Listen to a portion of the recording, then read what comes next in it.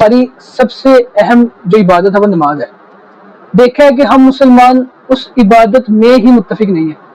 کوئی نماز یہاں پر ہاتھ رکھ کے پڑھ رہا ہے, کوئی یہاں پر کوئی رفع دین کر رہا ہے, کوئی کسی کا کوئی طریقہ ہے, کسی کا کوئی طریقہ. نماز کے پیچھے مطلب طریقوں کے جو رفع دین کرتا ہے وہ نہ کرنے والوں کو برا بھلا کہہ رہا ہے. یہاں تک کہ لڑائی جھگڑے اس معاملے پر ہوتے ہیں.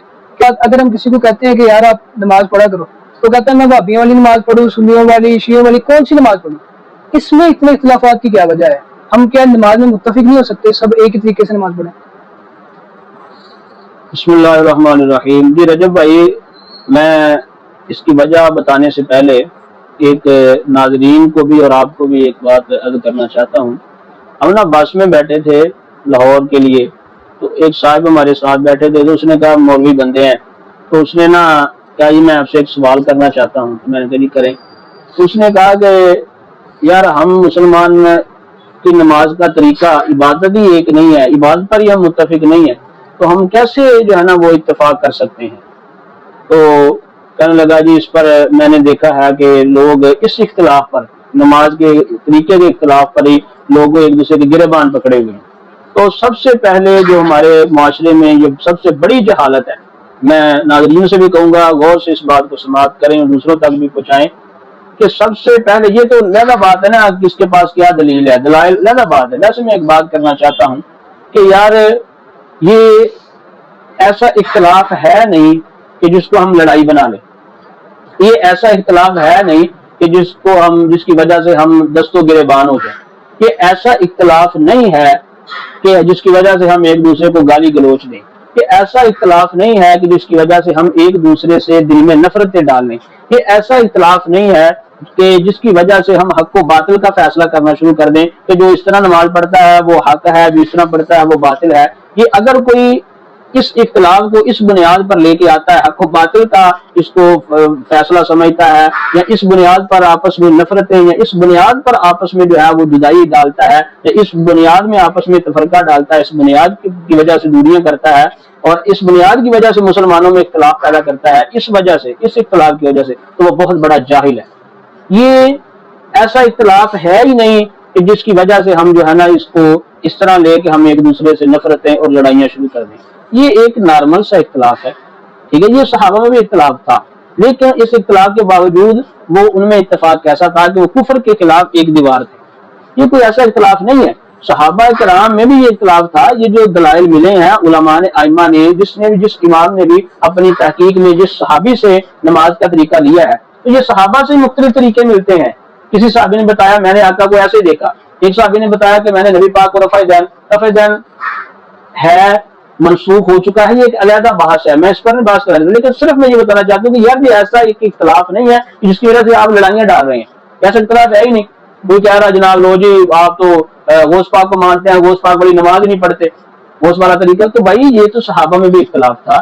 یہ جو نماز اگر آپ پڑھ, اصل میں یہ جاہل لوگ ہوتے ہیں, سوشل میڈیا تک بس ہوتے ہیں, یہ ان کی قرآن و حدیث میں رسائی, قرآن و حدیث پڑھیں. حدیث میں کسی صحابی سے کچھ طریقہ آیا ہے, کسی صحابی سے, جس صحابی نے جس طرح اپنے جب اس کی سرکار سے ملاقات ہوگی, جتنا وہ ساتھ رہا, اس نے جس دنوں میں سرکار کو جیسے نماز پڑھتے دیکھا, اس نے آگے ویسے روایت کر دی ہے. اور جو آگے امام نے, جیسے ہمارے امام اعظم نے صحابہ سے حدیثیں لی, تو جس امام نے صحابہ سے جس صحابی سے حدیث لی, تو اس کی جو اس پر فرض تھا, ذمہ داری تھی, وہ ایسے ہی لوگوں تک پہنچاتا. اس کی ضمیر کی جو ذمہ داری تھی وہ جیسے اس نے طریقہ لیا ویسے پہنچاتا. تو یہ طریقے سارے جو ہیں وہ ملتے ہیں حدیث سے, ٹھیک ہے. تو یہ کوئی ایسا اختلاف نہیں جس کی وجہ سے ہم جو ہے ایک دوسرے لڑائیاں ڈال لیں اور کہیں وہ حق پر ہے وہ باطل پر ہے. یہ ایسا مسئلہ ہے ہی نہیں ہے. عقائد کا مین مسئلہ ہے, ٹھیک ہے. دیکھیں جو بھی عبادت تو اللہ کی ہے نا, یہ باقی منسوخ ہے, یہ باقی اختلاف دلائل اپنی جگہ, کس کے دلائل مضبوط ہیں کس کے کمزور ہیں, یہ بات اپنی جگہ ہے. لیکن یہ دیکھیں جو بھی نماز پڑھ رہا ہے اس کے عبادت کس کی کر رہا ہے؟ اللہ کی. رفع دین کرنے والا عبادت کس کی کرتا ہے؟ اللہ کی. رفع دین نہ کرنے والا کیا نیت کرتا ہے؟ کس کی بارگاہ میں کھڑا ہوں؟ اللہ کی بارگاہ میں کھڑا ہوں. باقی یہ ہے کہ جو طریقہ اس تک پہنچا ہے اور جو اس نے سوچ بچار کر کے اس کو جو مضبوط طریقہ لگا ہے, ٹھیک ہے, اور معتبر ائمہ سے اس کو پہنچا ہے, تو اس نے اس انداز کو اختیار کر لیا ہے, اور مقصود اللہ کی عبادت ہے, تو ہر کسی کی نیت اللہ کی عبادت کی ہے. تو لہذا یہ بہت بڑی جہالت ہے, اور ایسے جاہل لوگوں سے بھی میں کہتا ہوں کہ خدا کا خوف کریں, اس مسئلے کو اتنا نہ اچھالیں.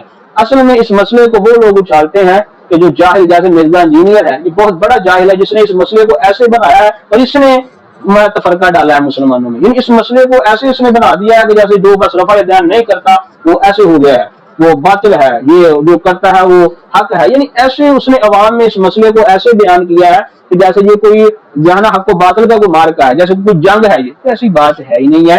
اصل جن بزرگوں میں آپس میں اختلاف رہا ہے وہ آپس میں اتنی محبتیں ہیں ان کی آپس میں، حضرت ابن مسعود ہے، حضرت ابن مسعود رضی اللہ تعالیٰ نے طریقہ کیا بیان کیا کہ رفع دین نہ کرنے والا طریقہ بیان کیا ہے، آپ سے وہ جو روایات ہیں، ٹھیک ہے، نسائی میں ہے، ترمذی میں ہے، دیگر کتب میں صحیح روایتیں ہیں۔ ابن عمر نے کیا مسئلہ بیان کیا، کیا طریقہ بیان کیا، اس میں رفع دین کیا ہے۔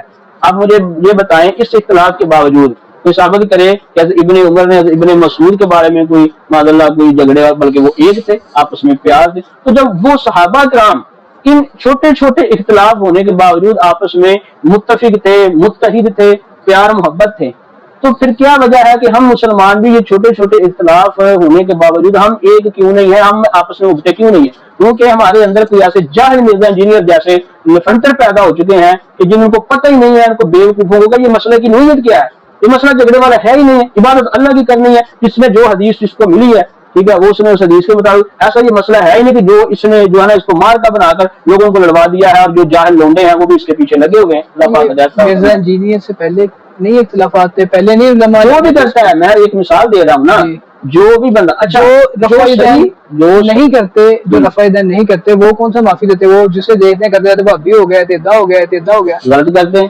رفع دین تو حنبلی بھی کرتے ہیں، وہ ضروری نہیں ہے کہ ہر رفع دین کرنے والا، رفع دین کا تعلق وہابیت سے نہیں ہے، یہ وہابیت کی تعریف نہیں ہے، رفع دین کرنا وہابی ہوتا ہے۔ معاشرے میں تو جب جہالت ہے ہم کیا کریں؟ یہ کس نے پیدا کی؟ علماء نے کی۔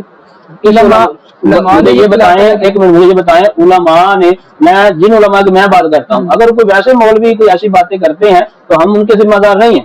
ہمارے جو اکابرین ہیں، کوئی دکھائے کہ لکھا ہو کہ جو رفع دین کرتا ہے وہ معاذ اللہ وہ کافر ہے، یا جو رفع دین کرتا ہے وہ بدعتی ہے یا وہ فاسق ہے، کوئی ایسی بات کتابیں کس نے لکھی ہیں؟ علماء نے لکھی ہیں نا۔ معتبر کسی عالم کی کتاب میں کوئی دکھا دے، ہمارے میں اپنے علماء کی ذمہ داری اکابرین کی دیتا ہوں، ہمارے اکابرین تو کوئی ایسی بات نہیں لکھی کہ جو رفع دین کرتا ہے وہ۔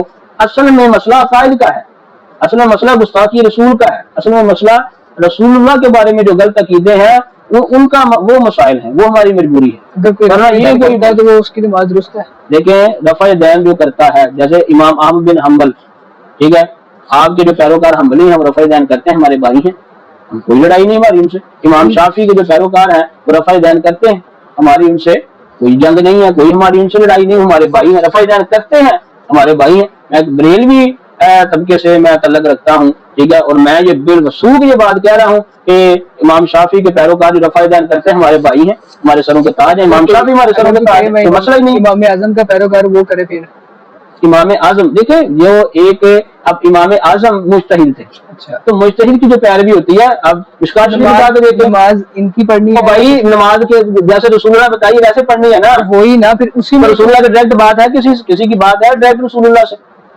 تو ائمہ سے حدیثیں ہمیں کس نے حدیثیں بتانی ہے؟ مجھے بتائیں، حدیثیں جو کتابوں میں لکھی ہیں کسی عالم نے لکھی ہے نا، تو وہی تو ہم کہہ رہے ہیں کہ ہمیں ائمہ نے حدیث ہم تک پہنچائی ہیں، ٹھیک ہے، کہ امام اعظم نے ایک تحقیق کی، ایک ریسرچ کی ہے، امام اعظم وہ ہے تو جو صحابہ کے زمانے میں تھے، انس سے حدیث لی ہے امام اعظم نے، ٹھیک ہے، تو آپ کی ریسرچ ہم جو ہمارا جو اگر آج کوئی خود ریسرچ کرے اور اس کو لگے کیسے کرے گا ریسرچ میں بتائیں، کسی نہ کسی سے دیکھے گا نا اماموں کو پیچھے نہیں، صرف وہ ڈائریکٹ حدیث سے۔ پہلی بات تو یہ ہے کہ پہلے تو اتنی محنت کرے، اپنے ملکہ اتحاد پیدا کرے، بات پھر وہی آ جاتی ہے، وہ کیسے کوشش کرے گا؟ پہلے کامل تو کوئی بھی نہیں۔ مجھے یہ بتائیں، میں آپ سے یہ سوال کرتا ہوں، مریض پڑا ہوا ایمرجنسی میں، ایک اسپیشلسٹ ڈاکٹر ہے، وہ کوشش کرے گا، یا ایک بندہ ابھی جس نے ابھی ٹیکہ لانا کمپیوٹر ہے کسی کے پاس، اور وہ کہے بھائی اس نے بھی تو کوشش ہی کرنی ہے نا، میں بھی کوشش کرتا ہوں، اتنا فرق ہے کوشش میں، تو کمپیوٹر کی کوشش نہیں مان لی جائے گی، جان کا خطرہ ہے، یہاں پر ایمان اور عبادات کا مسئلہ ہے، تو اس لیے ہر بندہ نہیں کوشش کرے گا، پہلے جو اس میرٹ پر آئے،